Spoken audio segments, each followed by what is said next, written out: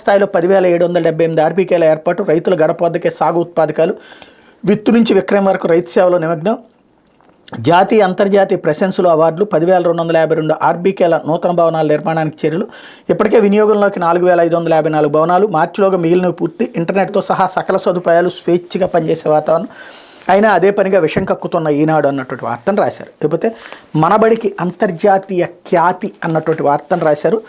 ప్రభుత్వ పాఠశాల నుంచి 7గురు ఎంపిక, ఇన్స్పైర్ పోటీలు ఇప్పటికే ముందంజ, గత ఏడాది యుఎన్ఓకి వెళ్లిన 10 మంది విద్యార్థుల బృందం, రాష్ట్ర ప్రభుత్వం చేపట్టిన విద్యా సంస్కరణలతో సత్ఫలితాలు, నాడు నేడుతో మారిన ప్రభుత్వ బడులు, పెరిగిన వసతులే కారణం అంటున్న విద్యావేత్తలు, జిల్లా స్థాయిలో ప్రారంభమైన ఇన్స్పైర్ పోటీలు అంటూ జపాన్ వెళ్ళొచ్చిన ప్రభుత్వ స్కూళ్ళ విద్యార్థులకు సంబంధించినటువంటి వార్తని హైలైట్ చేశారు. ఇదివరకు ఏ చైతన్య నారాయణ వాళ్ళు వెళ్ళారంటే గొప్పగా చెప్పుకునేవాళ్ళం, ఇప్పుడు ప్రభుత్వ పాఠశాలలకు సంబంధించిన విద్యార్థులు విదేశాలకు వెళ్ళొస్తుండడం అన్నటువంటిది మంచి పరిణామం.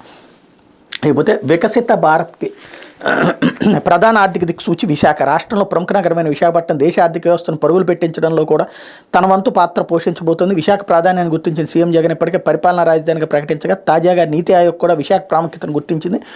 2047 నాటికి దేశ ఆర్థిక వ్యవస్థను $30 ట్రిలియన్ చేర్చాలన్న లక్ష్యంతో కేంద్ర ప్రభుత్వం ప్రత్యేక విజన్తో ముందుకెళ్తోంది. ఇందులో భాగంగా భారత ఆర్థిక వ్యవస్థను పరుగులు పెట్టించే నగరాలను గుర్తిస్తూ నీతి ఆయోగ్ విజన్ డాక్యుమెంట్ రూపొందిస్తోంది. ఇందులో ముంబై, సూరత్, వారణాసి, విశాఖపట్నానికి చోటు కల్పించింది అన్నటువంటి వార్తని హైలైట్ చేశారు.